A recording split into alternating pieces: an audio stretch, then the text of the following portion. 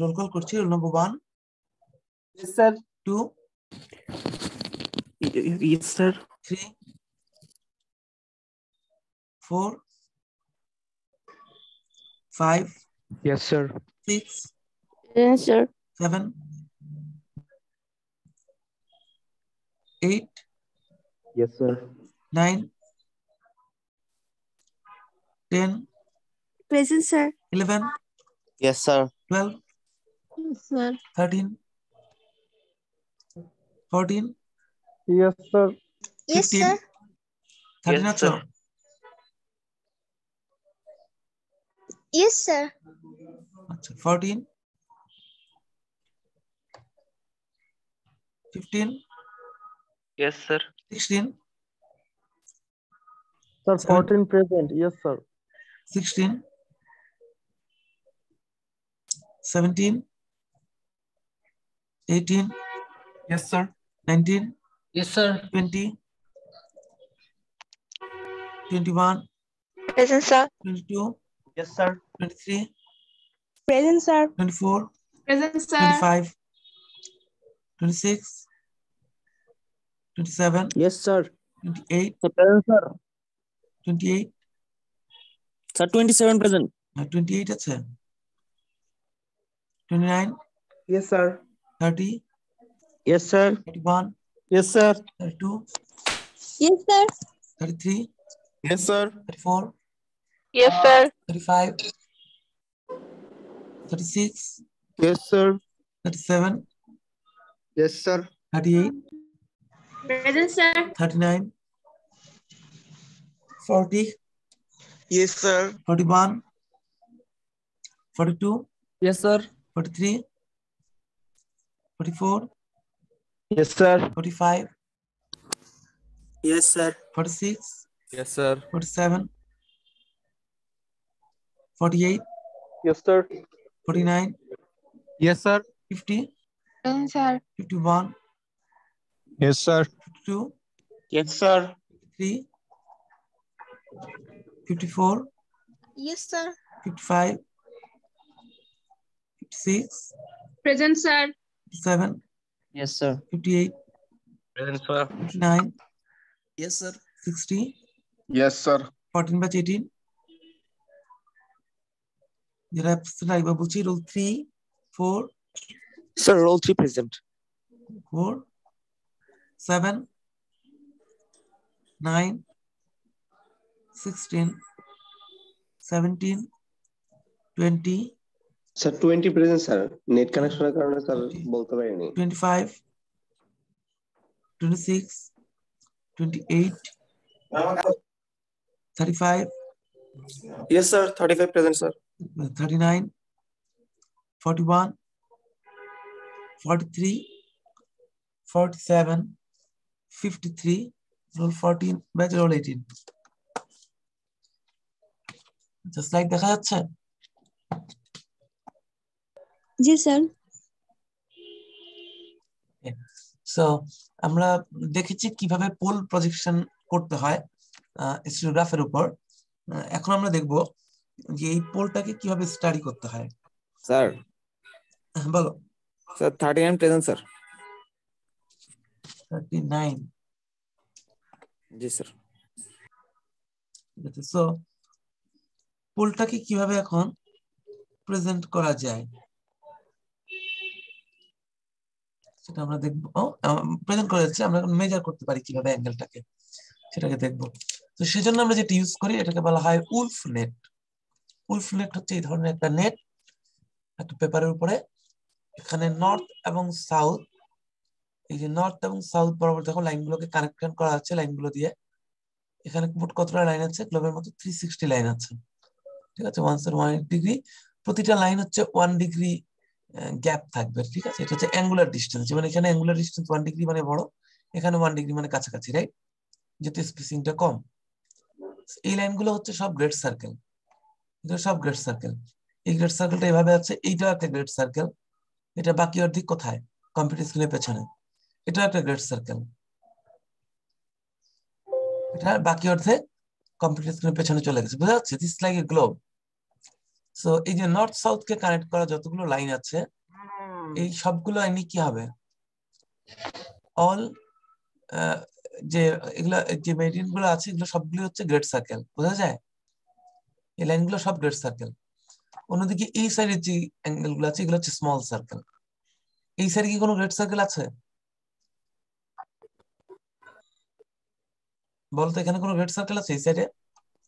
North south connect করা সবগুলো কিন্তু গ্রেড সার্কেল। এদিকে কি কোনো গ্রেড সার্কেল আছে? মাঝ বরাবর যেটা গেছে মাঝ বরাবর যেটা গেছে সেটা গ্রেড সার্কেল। তবে একমাত্র ইকুয়েটর যেটা, সেটা একটা গ্রেড সার্কেল। এটা ঠিক আছে? তো এদিকে একটা গ্রেড সার্কেল থাকবে, আর এদিকে হচ্ছে অনেক, সবগুলোই হচ্ছে গ্রেড সার্কেল থাকবে। সো বেসিক্যালি এটা হচ্ছে আমাদের উলফ নেট।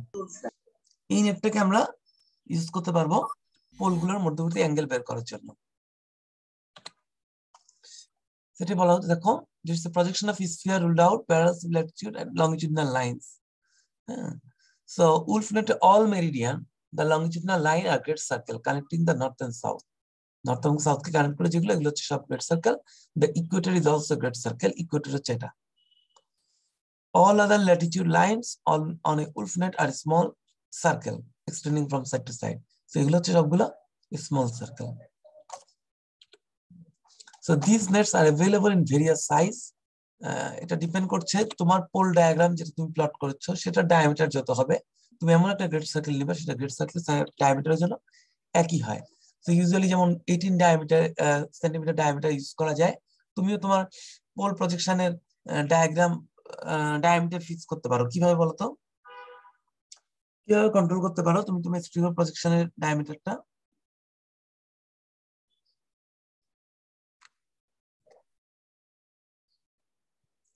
হিস্টোগ্রাফিক প্রজেকশনের ডায়ামিটার কিভাবে কন্ট্রোল করা সম্ভব? স্যার আমরা যে স্ক্রিনে প্রজেকশন হচ্ছে, স্ক্রিনটার ডিসটেন্সটা কন্ট্রোল করে ডিসটেন্সটা কম বেশি করলেই হবে, রাইট? সেটা ডিসটেন্সটা যদি কম বেশি করো তাহলে হয়ে যাবে। আচ্ছা,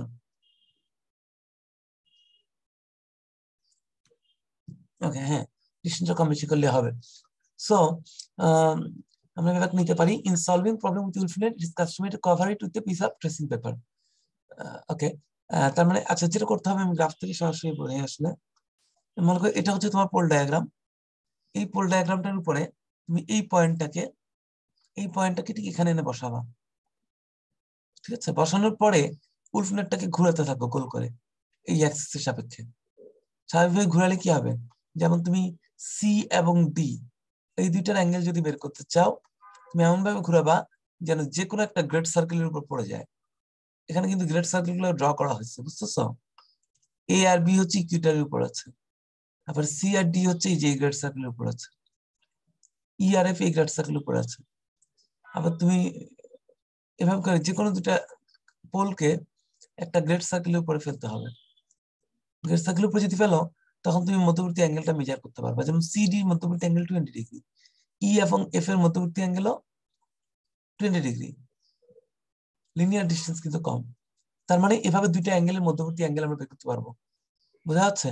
যেমন এখানে যদি 100 হতো, তাহলে এই গ্রেড সার্কেলের মধ্যবর্তী অ্যাঙ্গেল 90 ডিগ্রি, 10 20 30। সো বোঝা যাচ্ছে যে তোমার এই যে 10 20 30 40 60 70 80 90, তার মানে 90 ডিগ্রি অ্যাঙ্গেলে 90, হ্যাঁ 90 ডিগ্রি অ্যাঙ্গেলে হচ্ছে 100 এবং 010 প্লেন আছে। এভাবে করে আমরা মধ্যবর্তী অ্যাঙ্গেল গুলো মেজার করতে পারি, যে কোনো দুটো পোলের মধ্যবর্তী অ্যাঙ্গেল বের করতে পারি। আবার যেমন এইটা এবং এটা, এই দুটো পোলের ডিরেকশন কত? 10 20 30 40 60 70 80 90 120 হচ্ছে 50 60 70 80 90 100 110 120। তার মানে এই দুটা এ এবং বি, এই দুটো পোলের মধ্যবর্তী অ্যাঙ্গেল হচ্ছে 120 ডিগ্রি। স্যার এর মানে প্রত্যেকটা স্পেসিং হচ্ছে 10 ডিগ্রি করে? হ্যাঁ, এখানে 10 ডিগ্রি করে, প্রত্যেকটা স্মল অ্যাঙ্গেল হচ্ছে 1 ডিগ্রি। এখানে ওরা সলিড লাইন গুলো ড্র করছে, বড় লাইন গুলো, এটার পরে এটাকে ড্র করছে, এটার পরে এটাকে ড্র করছে। তুমি যদি মধ্যবর্তী লাইন গুলো ড্র করো, তাহলে মধ্যবর্তী অ্যাঙ্গেল 1 ডিগ্রি, কারণ এখানে 360টা কার্ভ আছে এরকম। বুঝো নাই? নর্থ সাউথ কে কানেক্ট করে মোট 360টা লাইন নামছে চারদিক থেকে। প্রত্যেকটা গেট সার্কেলের মধ্যবর্তী অ্যাঙ্গেল 1 ডিগ্রি করে। ওরা এখানে যে এই এখানে দেখতে পাচ্ছ কি মোটা লাইন দেখা যাচ্ছে যে, ওগুলো হচ্ছে 10 জি ডিগ্রি। স্যার। ওই লাইনগুলো কি এখানে ড্র করছে। তুমি চাইলেই 1 ডিগ্রি লাইন ড্র করতে পারো। 1 ডিগ্রি লাইন ড্র করলে তোমার অ্যাকুরেসি আরো হাই হবে।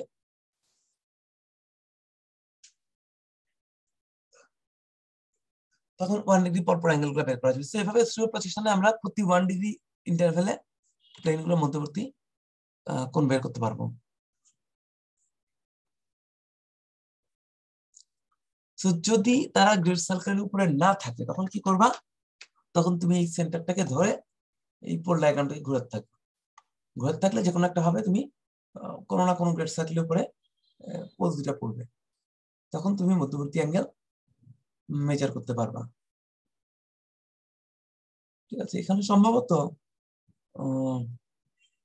এক গ্রেড সার্কেলের উপরে না থাকলেও পারা যায়। হ্যাঁ, ওটা আমি এখন দেখাচ্ছি না, ওটা বইতে আছে আসলে।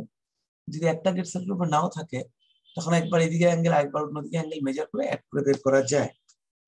সেটা সেটার স্ট্র্যাটেজি আছে, সেটা আপাতত দরকার নেই। মোটামুটি শিখলে হবে, এটাই মেইন। কারণ দেখো সি এবং ডি এর মধ্যবর্তী অ্যাঙ্গেল যেটা বললাম 20, ইএফ এর মধ্যবর্তী অ্যাঙ্গেল 20। দেখতে যদিও মনে হচ্ছে যে লিনিয়ার ডিস্টেন্স ডিফারেন্ট, বাট আসলে অ্যাঙ্গুলার ডিফারেন্স হচ্ছে সেম।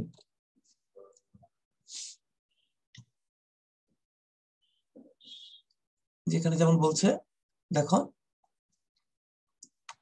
যে P1 এবং P2 আমি যদি নর্মাল ভাবে এভাবে স্ট্রিগ্রাফটা রাখি তাহলে P1 এবং P2 কিন্তু কোনো গ্রেড সার্কেলের উপর নাই, তাই না? ঠিক আছে, তখন ওরা বলছে যে এটাকে একটু ঘুরায় নিতে। এটাকে যদি একটু ঘুরায় নিই, আমি নর্থকে যদি এই পয়েন্টে নিয়ে আসি, সাউথকে রাখলাম এভাবে কাগজটাকে, আমরা P1 P2 টাকে তখন যে নর্থ সাউথ, এটা নর্থ এটা সাউথ, নর্থটাকে যদি এখানে নিয়ে আসি এই নর্থটাকে, আর এই সাউথটাকে যদি এখানে নিয়ে আসি তাহলে P1 P2 টা এই যে, যেহেতু এখানে নর্থের দুই পাশে দুইটা, তো এখানে নর্থ আনলে P1 P2 একটা কার্ভের উপর পড়ে যাচ্ছে, বুঝছো? বোঝা যাচ্ছে? P1 P2 yes sir. যখন নর্থ, সো এভাবে করে আমি এনি টু পোলের মধ্যবর্তী অ্যাঙ্গেল বের করতে পারবো। স্যার কিভাবে ঘোরাবো এটা আরেকবার বলবেন? এই যে এই পয়েন্টটাকে এই পয়েন্টের উপর ধরো, তো উলফনেটের উপরে এটাকে বসাবা। এটা তো ট্রেস কাগজ, ট্রেস পেপার, ঠিক আছে? এই কাগজটাকে যদি উলফনেটের উপর বসাও, বসালে প্রথমে নর্থ পয়েন্টটা কোথায় থাকবে? এই পয়েন্টটা থাকবে না? জি এরপর স্যার। তুমি রোটেট করো, সেন্টারের সাপেক্ষে অ্যাক্সিস করো, কাগজটা ঘুরাতে থাকো, ঘুরে নর্থটাকে এই পয়েন্টে নিয়ে আসো, এদিকে আনতে থাকো ধীরে ধীরে, ততক্ষণ পর্যন্ত আনো যতক্ষণ পর্যন্ত এই P1 P2 কোনো একটা কার্ভের উপর না পড়ে। যেমন দেখো নর্থ যখন এখানে, তখন দেখা যাচ্ছে যে এই দুটা পোল P1 এবং P2 যেটা, এই যে P1 এবং P2 টা ঘুরে যাচ্ছে না, নর্থটাকে এখানে আনলে P1 চলে আসবে এখানে, P2 চলে আসবে এখানে, তখন P1 P2 একটা লাইনের উপর পড়ে যাচ্ছে। তখন ইজিলি আমরা মধ্যবর্তী অ্যাঙ্গেল বলতে পারি যে মধ্যবর্তী অ্যাঙ্গেল হচ্ছে 30 ডিগ্রি।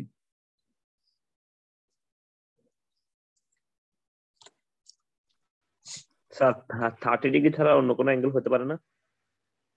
যে কোনো অ্যাঙ্গেলই হতে পারে, হতে পারবে না কেন? তো কোশ্চেনটা বুঝি নেই।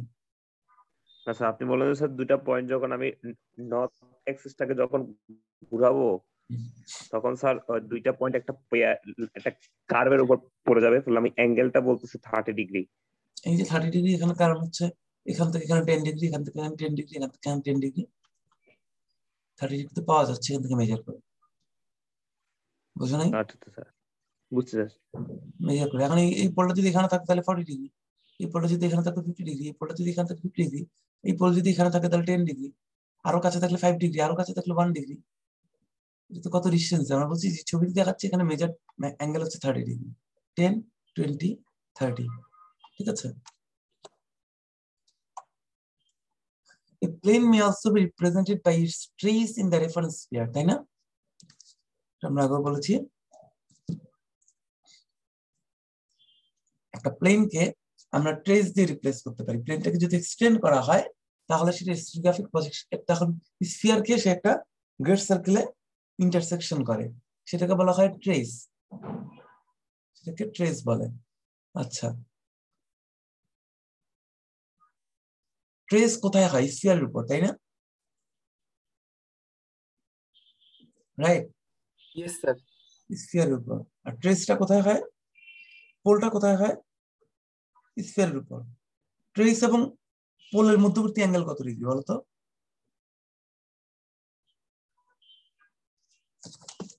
ট্রেস এবং পোলের মধ্যবর্তী অ্যাঙ্গেল কত ডিগ্রি? 90 ডিগ্রি। 90 ডিগ্রি। কারণ কি বলতো? গ্রেট সার্কেল হয় স্যার। কারণ আমরা প্লেনের উপর থেকে রেডিয়াস টাইপের, তো এই দুটার মধ্যে অ্যাঙ্গেল তো 90 ডিগ্রি, রেডিয়াস ডিরেকশন বরাবর যদি থাকে। যেহেতু আমরা প্লেনের উপর থেকে পারপেন্ডিকুলার ড্র করছি, রাইট? প্লেনের উপরে আমরা পারপেন্ডিকুলার ড্র করে পোল ড্র করি, সো স্বাভাবিকভাবে ট্রেসের সাথে 90 ডিগ্রি থাকবে। ট্রেসের সাথে যেহেতু 90 ডিগ্রি থাকবে, সে কারণে দেখো, মনে করে এটা একটা পোল, P1 একটা পোল, P2 একটা পোল। এখন তুমি এই পোল ডায়াগ্রামটাকে, সরি এই প্রজেকশন উলফনেটটাকে এটা উপরে এনে বসাও, ঠিক আছে? একটু আগে আমরা কি করতাম, উলফনেটটাকে এমন ভাবে ঘুরাতাম যেন একটা গ্রেড সার্কেলের উপর P1 এবং P2 পড়ে, রাইট? সেটা না করে এবার আমরা একটা অন্য কাজ করব। এই সলিড লাইনটার দিকে খেয়াল করো, যেমন P2 প্রাইম, ইকুয়েটরের উপর আমি যখন P2 প্রাইম কি ফেলবো, ইকুয়েটর, বোঝা যাচ্ছে? ইকুয়েটরের উপর যখন P2 প্রাইম কি ফেলবো, ইকুয়েটর কোনটা? দেখো, ইকুয়েটরকে যদি আমরা এখানে রাখি,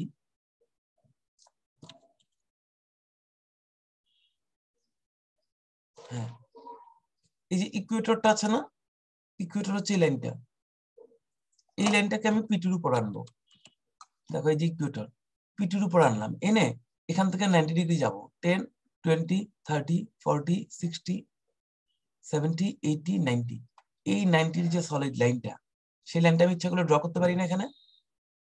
এটি হচ্ছে P2 পোলের জন্য তোমার ট্রেস, তাই না?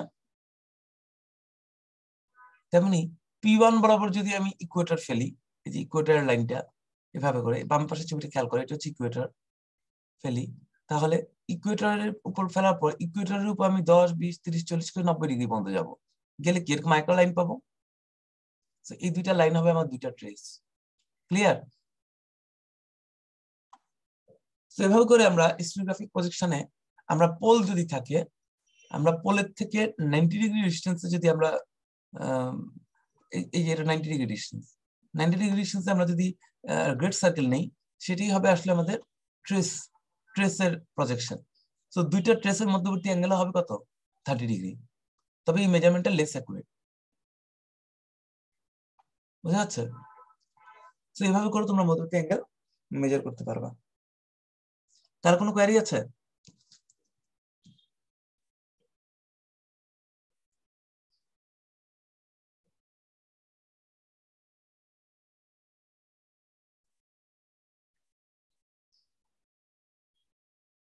তার কি কোনো কোয়ারি আছে এখানে?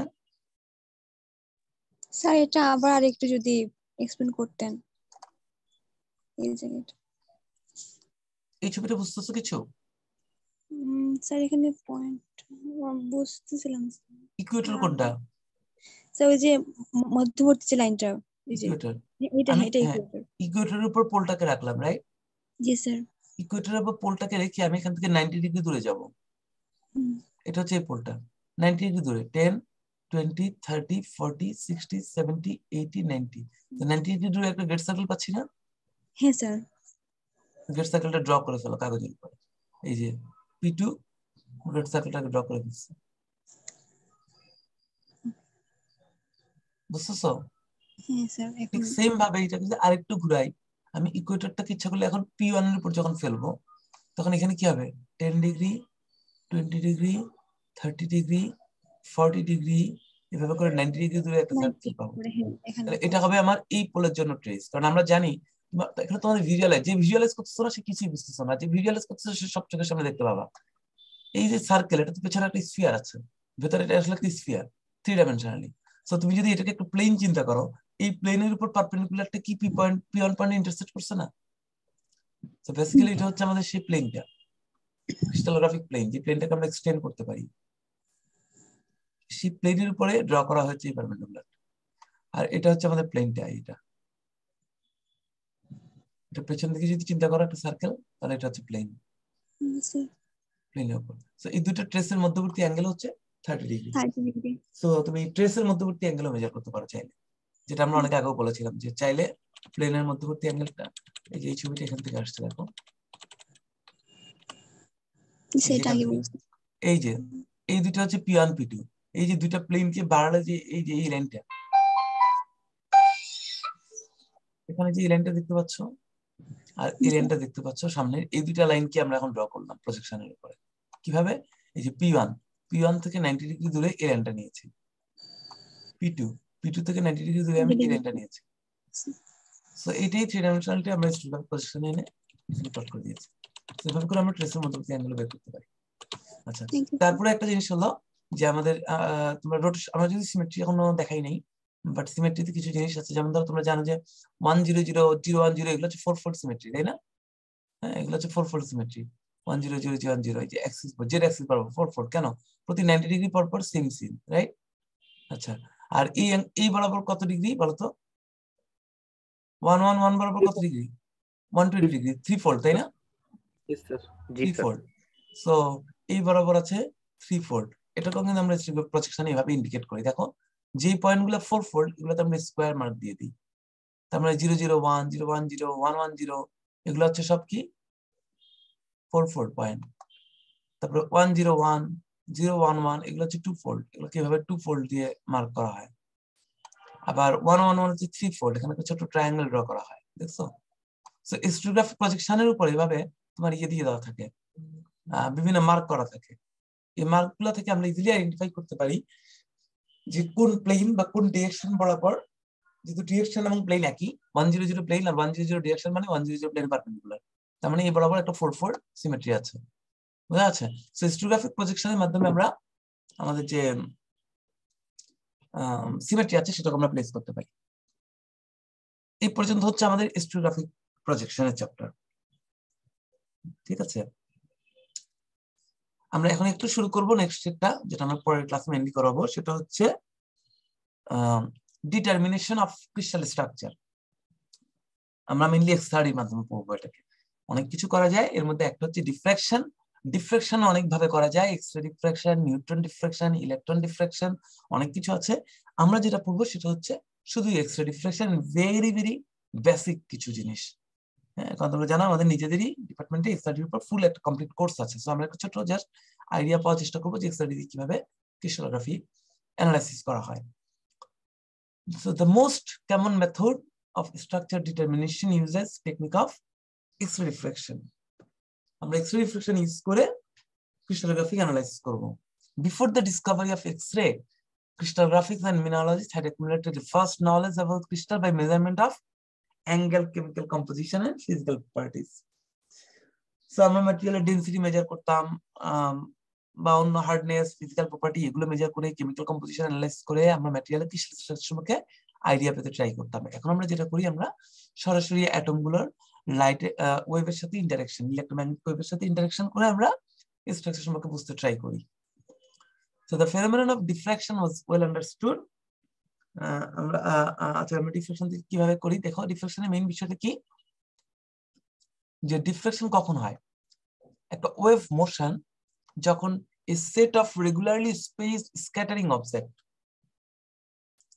কতগুলো অবজেক্ট যদি একটা রেগুলার বা পিরিয়ডিক অ্যারেঞ্জমেন্টে সাজানো থাকে এবং সেগুলো যদি স্ক্যাটারিং হয়, স্ক্যাটার্ড মুভে থাকে, তখন সেগুলো যদি মুভিং হয় অথবা ওয়েভ ইন্টারঅ্যাকশন করার পর তারা যদি ওয়েভের ফ্রিকোয়েন্সিতেই ভাইব্রেট করতে থাকে, তখনই কিন্তু বোঝাতে পারছি ওয়েভের একটা, ওয়েভ মানে ইলেকট্রোম্যাগনেটিক ওয়েভ, তার একটা ফ্রিকোয়েন্সি আছে। সে যখন কতগুলো পার্টিকেলকে এনকাউন্টার করবে, সেই পার্টিকেল গুলো তখন কি করবে? ভাইব্রেট করতে থাকবে। এবং পার্টিকেল গুলোর ফ্রিকোয়েন্সি যদি ওয়েভলেন্থের ফ্রিকোয়েন্সি সমান হয়, তাহলে আমরা বলবো যে ওই পার্টিকেল গুলো ফার্দার ইলেকট্রোম্যাগনেটিক ওয়েভ সোর্স হিসেবে কাজ করবে। কেননা ওদের থেকে যখন রিফ্লেক্ট করে ওয়েভ আসবে, সেই ওয়েভের রিফ্লেক্টেড ওয়েভের ফ্রিকোয়েন্সিও সেম থাকবে। তখন এটাকে আমরা রিফ্লেক্টেড না বলে ডিফ্রেক্টেড বলবো। একটা ওয়েভ যখন একটা পার্টিকেলকে অসিলেট করে, সেই পার্টিকেলটাও একই ফ্রিকোয়েন্সিতে ততক্ষণই অসিলেট করবে যদি পার্টিকেলটা ডিসপ্লেস না হয়ে যায়। কারণ একটা ওয়েভ যখন একটা পার্টিকেলকে হিট করে, পার্টিকেলটা যদি মুভ করে যায় ওয়েভের ধাক্কা খেয়ে, তাহলে কিছু এনার্জি লস হয়ে যায়। তখন ওয়েভ যে এনার্জি ট্রান্সফার করেছে পার্টিকুলার এনার্জি তার চেয়ে কম হয়। আমরা জানি এনার্জি সমান হচ্ছে এইচ নিউ, এইচ হচ্ছে প্ল্যাঙ্কস কনস্ট্যান্ট, নিউ হচ্ছে ফ্রিকোয়েন্সি। সো যদি E1 পরিমাণ এনার্জি ট্রান্সফার করে ইলেকট্রনকে, এনার্জি যদি সেম পরিমাণ ইলেকট্রনের ট্রান্সফার হয় তাহলে এনার্জিরও ইলেকট্রনেরও ফ্রিকোয়েন্সি সেম থাকবে। কিন্তু কিছু এনার্জি E1 থেকে যদি E2 পরিমাণ লস হয়ে যায়, ইলেকট্রনটা যদি মুভ করে যায়, তাহলে ইলেকট্রনের এনার্জি পরিমাণ হবে E1 মাইনাস E2, ফলে ইলেকট্রনের ফ্রিকোয়েন্সি কমবে না বাড়বে? কমবে। কমে যাবে, কমবে। কমে যাবে। স্যার সো সে বাড়ার কারণে কথা এনার্জি বাড়লে, এনার্জি তো কমে যাচ্ছে, বাড়লো কিভাবে? আচ্ছা এনার্জি কমে যাচ্ছে স্যার, কিছু তাহলে এনার্জি কমবে তো স্যার। কমে গেল ইলেকট্রনটাকে ডিসপ্লেস করতে গিয়ে। সো বিভিন্ন রকম মোশন আছে, থমসন মোশন, কোহেরেন্স, ইসি অনেক কিছু আছে, ওগুলো তোমরা যাচ্ছি না।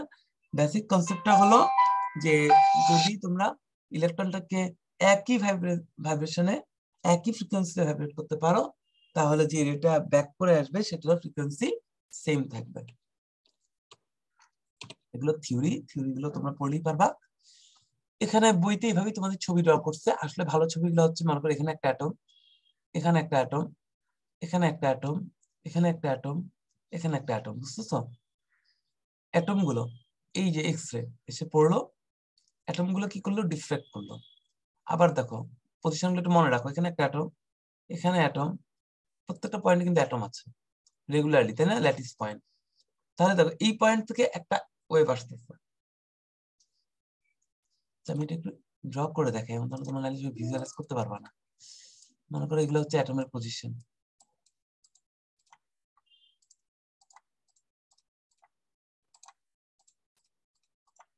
এখন মনে করো একটা ওয়েভ এভাবে গেল, আরেকটা ওয়েভ এভাবে গেল, রাইট? বোঝা যাচ্ছে? জি স্যার। এখন তোমরা যদি দুইটা টর্চ লাইট দিয়ে আলো দাও, এভাবে দুইটা টর্চ লাইটের আলো, তাহলে একটা ইন্টেন্সিটি যদি এ হয়, সেকেন্ডটা ইন্টেন্সিটি যদি আরেকটা এ হয়, দুইটা টর্চ লাইট মিলে টোটাল কত ইন্টেন্সিটি পাবা? 2a। 2a। এটা আসলে ইন্টেন্সিটি না, এটা হচ্ছে তোমার, আমি আসলে ইন্টেন্সিটি না, এটা আই বলা উচিত। ইন্টেন্সিটি হচ্ছে আই, রাইট?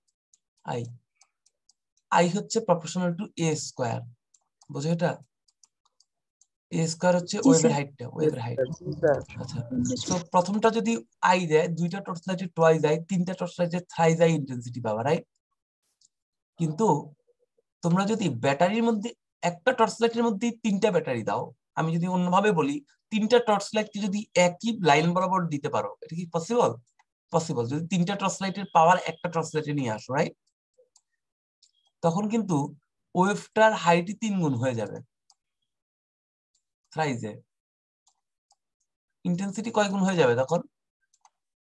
9। 9 গুণ স্যার। সো পাশাপাশি পাঁচটা টর্চ লাইট ধরা আর টর্চ লাইট পাঁচটার পাওয়ারকে এক টর্চ লাইটে নিয়ে আসা ডিফারেন্ট জিনিস। পাশাপাশি থাকলে তারা অ্যাড হয়ে যায়, কিন্তু যদি তুমি তাদেরকে একই ফেজে নিয়ে আসো, তখন একটা ওয়েভের উপর বসে তিনটা ওয়েভ মিলে উপরে চলে যায়। This is called diffraction. তোমরা তো পড়েছো আগে, তাই না? ডিফ্রাকশন অর্থ কি বাংলায়? সমাবর্তন নাকি? অববর্তন। সো তিনটা যদি একটার উপর একটা পড়ে, তখন ওয়েভগুলোর হাইট কি অ্যাড হয়ে যায় না? তো ওয়েভ যদি 3 গুণ হয়, ইন্টেন্সিটি 9 গুণ হয়ে যায়। So this is called constructive interference. Okay, এখন দেখো এই ইলেকট্রনটা লাইট এদিকে দিল, এই ইলেকট্রনটা লাইট এদিকে দিল, তাহলে এখানে কি দুইটা টর্চ লাইট হলো নাকি একই সাথে পাওয়ার বাড়ানো হলো? কোনটা?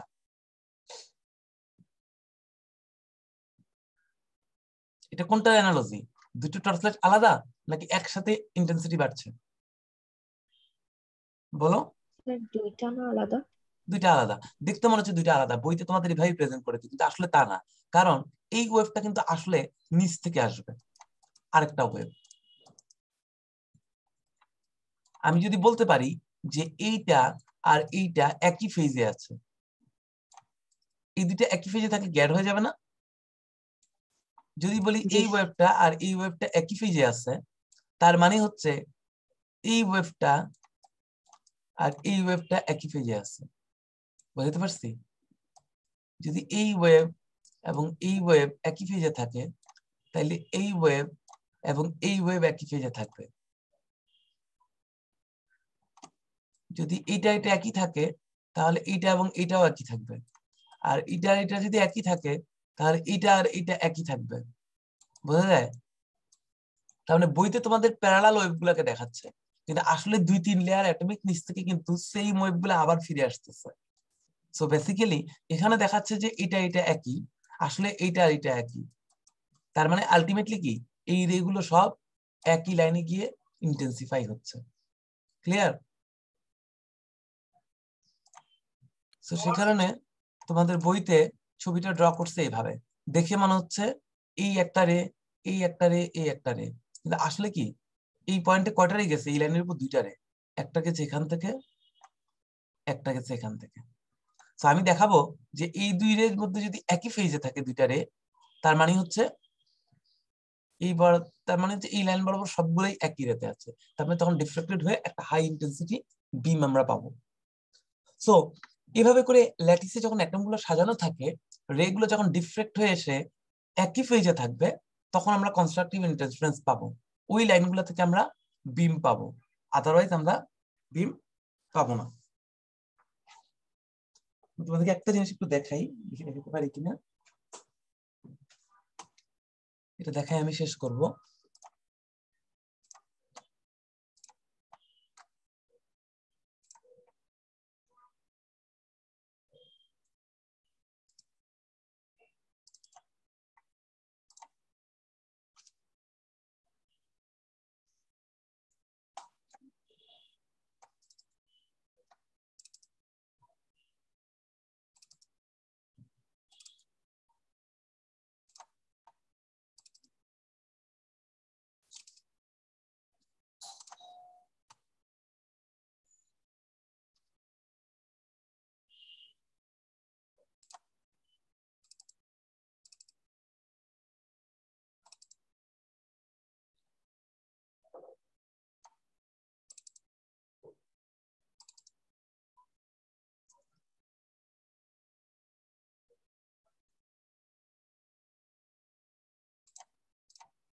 এই যে দেখো, এই ছবিটা দেখতে পাচ্ছ?